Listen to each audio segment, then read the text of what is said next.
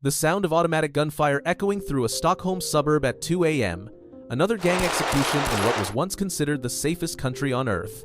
Meanwhile, at Arlanda Airport, a Syrian family boards a one-way flight to Damascus, each adult carrying a check for $34,000 from the Swedish government. Payment for leaving, forever. This is Sweden in 2025. A nation that once prided itself on moral superiority, on being the humanitarian superpower that showed the world how compassion could work at scale. The country that told Europe, "We have room, we have resources, send us your refugees." But that Sweden is gone. For the first time in over 50 years, Sweden registered negative net migration in 2024. Not slower growth, not stabilization, actual reversal. More people are leaving than arriving, and the government is paying them to go. The numbers tell a story of catastrophic policy failure followed by an equally catastrophic overcorrection. In 2016, Sweden issued 86,000 refugee permits. By 2024, just 6,250. That's a 93% collapse in less than a decade. To put that in perspective, imagine if the United States went from accepting 1 million refugees annually to just 70,000. That's the scale of Sweden's reversal. Today, we're breaking down how the world's most generous immigration system imploded, the gang violence that replaced Nordic peace, the far-right coalition now running the country, and the brutal question Sweden forced the world to confront. Can open societies survive open borders? Because what happened in Sweden isn't just a cautionary tale, it's a preview of the culture war coming to every Western democracy. The illusion, when Sweden believed it could save the world. To understand the shock, you need to remember what Sweden was and what it believed about itself. For decades, Sweden marketed itself as the moral conscience of the West. While other nations hesitated, Sweden opened its arms. Refugees from the Balkans in the 1992, Iraqis fleeing war in the 2000s, Syrians, Somalis, Afghans by the tens of thousands. The philosophy was simple. We are wealthy. We are stable. We have a moral obligation to share. Integration would happen naturally through Sweden's generous welfare state and egalitarian culture. Give people safety, housing, education, and opportunity, and they'll become Swedish. This wasn't just policy, it was identity. Being humanitarian wasn't what Sweden did, it was what Sweden was. Politicians competed to see who could be most welcoming. Criticizing immigration was career suicide, branded as racism or xenophobia. The assumption underlying everything: Sweden could absorb unlimited numbers without fundamentally changing. By 2015, that assumption was about to face its reckoning. 2015, the year Sweden broke. Then came the crisis. Syria's civil war triggered the largest refugee movement since World War II. Over 1 million people flooded into Europe, and while Germany took the headlines, Sweden took the highest proportion relative to population. 163,000 asylum seekers arrived in Sweden in 2015. For a country of just 10 million people, that's staggering. To put it in American terms, that's equivalent to the US accepting 5.3 million refugees in a single year. Sweden didn't just accept them, it welcomed them with open arms. Refugees welcome rallies, citizens bringing food and clothes to train stations. Prime Minister Stefan Löfven declaring, "My Europe takes in people fleeing war." But behind the heartwarming images, the system was collapsing. The integration myth. Here's what nobody wanted to admit. Integration was failing catastrophically. Employment, foreign-born unemployment ran 3 to 4 times higher than native Swedes. Even 10 years after arrival, less than 60% of refugees from certain countries had jobs. Many never entered the workforce at all. Language. Despite free Swedish classes, huge numbers never achieved functional fluency. Entire neighborhoods operated in Arabic, Somali, or Dari. Housing. The government placed refugees in small towns that couldn't absorb them. Entire municipalities became dependent on refugee SP-related welfare funding. When the flow slowed, these towns faced economic collapse, but integration never actually happened. The enclave problem. Swedish cities developed something unthinkable just a decade earlier. Ethnic enclaves where Swedish law barely applied. Rinkeby, Rosengård, Husby, Järva. Neighborhoods that became vulnerable areas, the official euphemism, where police needed backup to enter. Ambulances waited for police escorts. Firefighters got rocks thrown at them. Schools struggled with students who didn't speak Swedish. Organized crime filled the vacuum. By 2017, police identified 61 vulnerable areas across Sweden, a number that would only grow. These weren't just immigrant neighborhoods, they were parallel societies. The violence. When Sweden became Europe's gun murder capital, and then came the gunfire. Sweden went from one of Europe's safest countries to its most dangerous, at least by one metric: gun homicides. The numbers are shocking. 2022, 62 fatal shootings. In a country of 10.5 million. For comparison, London, with roughly the same population, had just 12 gun murders that year. Stockholm's gun murder rate became 30 times higher than London's per capita. These aren't robberies gone wrong, they're gang executions. Young men, often second-generation immigrants, killing each other over drug territory, respect, and blood feuds that originated in the Balkans, Middle East, and North Africa. Grenade attacks became routine. Over 100 reported between 2015 to 2019. In Sweden, grenades. The organized crime explosion.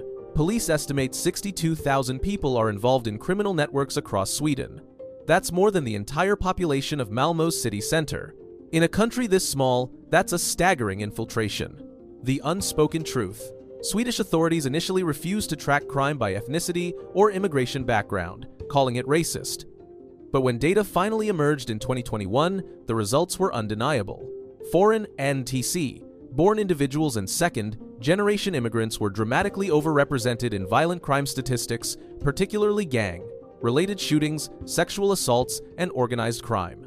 The Swedish National Council for Crime Prevention found that while foreign NS-born residents made up 20% of the population, they accounted for 58% of those convicted of serious crimes. Sweden didn't just import people. It imported conflicts, gang structures from the Balkans, clan warfare from Somalia, sectarian tensions from the Middle East, and dropped them into Nordic suburbs with no plan for integration. The political earthquake. The far right takes power. For years, Sweden's establishment ignored the warnings, dismissed concerns as racism, branded critics as extremists. Meanwhile, a party called Sweden Democrats was rising. Founded in the 1982 with roots in neo-Nazi movements, SD spent decades as political pariahs. No mainstream party would work with them. They were toxic. Then came the crime wave, the enclaves, the failure of integration. And suddenly, SD's message: Sweden for Swedes, controlled immigration, law and order, stopped sounding extreme. 2022 election results. Sweden Democrats, 20.5% of the vote. Second, largest party in parliament, kingmakers of the new government. They didn't win outright, but they became essential. The center-right coalition needed SD's votes to govern, and SD extracted a price: the Tidö Agreement. The Tidö Agreement, Sweden's paradigm shift. September 2022. 4 parties signed the Tidö Agreement, a 62-page document that fundamentally rewrites Swedish immigration policy. The language is stark. No more euphemisms. The goal isn't managing immigration, it's stopping it. Key provisions. 1. Asylum at EU minimum. Sweden will accept only the bare minimum required by EU law. The goal: make Sweden the least attractive destination in Europe. 2. UN quota /80% UNHCR refugee quota, 5,900 annually. Sweden went from leading the world in resettlement to near the bottom. 3. Temporary protection only. No more permanent residency for refugees. All permits are temporary. Even existing permits are being reviewed for potential revocation. 4. Family reunification. Crushed new income requirements, waiting periods, and restrictions make bringing family members nearly impossible for most refugees. 5. Welfare conditionality. The EBO system, letting refugees choose where to live, was abolished. Now the government assigns housing. Leave your assigned location, lose your benefits. The arsenal, making Sweden unlivable for immigrants. But the real shock came in the implementation. Sweden wasn't just closing doors, it was building walls and laying landmines. The $34,000 buyout. Perhaps the most stunning policy. Sweden will pay immigrants $34,000, 350,000 SEK, to leave permanently. Not per family, per adult. A family of 4 could collect $136,000 to return to Syria, Somalia, Iraq, anywhere but Sweden. 2024 budget allocation, $270 million, 3 billion SEK. The government is literally paying people to reverse immigration. Critics call it ethnic cleansing through economic incentive. Supporters call it pragmatic. Either way, it's working.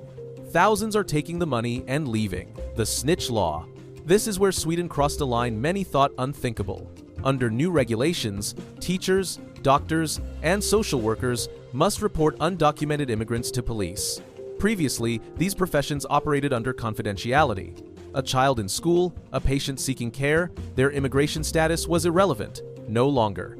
Now, educators and healthcare workers are immigration enforcement agents. Turn in your students, report your patients, or face penalties. Medical organizations have condemned it as a violation of medical ethics. Teachers' unions call it a betrayal of trust, but the government argues national security trumps professional ethics. Detention without trial. New laws allow indefinite detention of rejected asylum seekers awaiting deportation, even if their home countries won't take them back. Human rights groups are horrified. The UN has issued warnings. Sweden, once a champion of human rights, now faces accusations of violating them. The deterrence campaign. Perhaps most telling.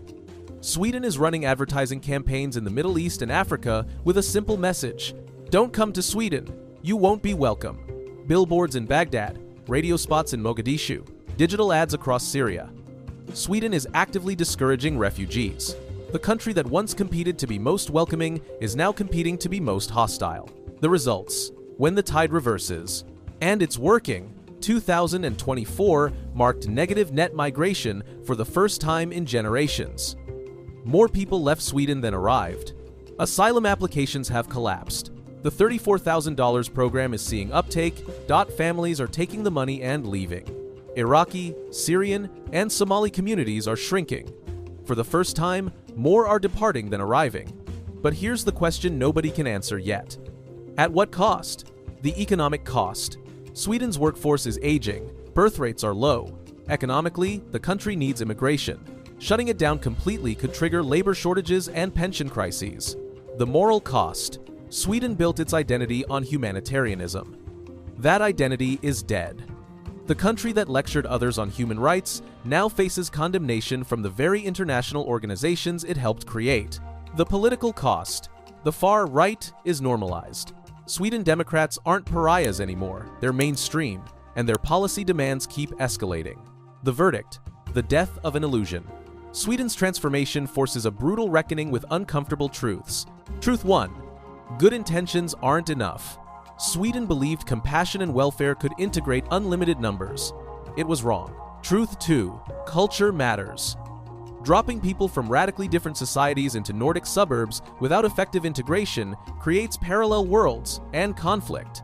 Truth 3. Scale overwhelms systems.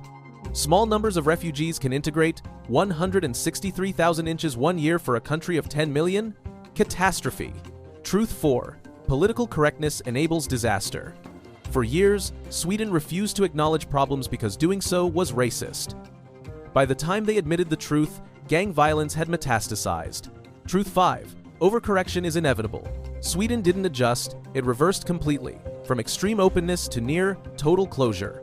The central question: did Sweden solve its problem or simply swap naive humanitarianism for brutal pragmatism? Because here's what's undeniable. The Sweden that existed before 2015 is gone.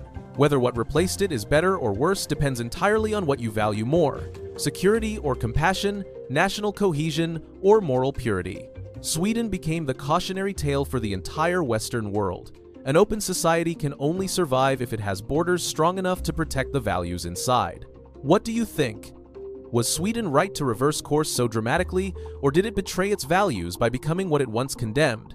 Drop your take in the comments, and if this analysis opened your eyes to something you hadn't considered, hit subscribe, because the immigration debate is reshaping the West, and we're covering every angle. Next up, why Argentina's entire south sits empty while millions crowd Buenos Aires.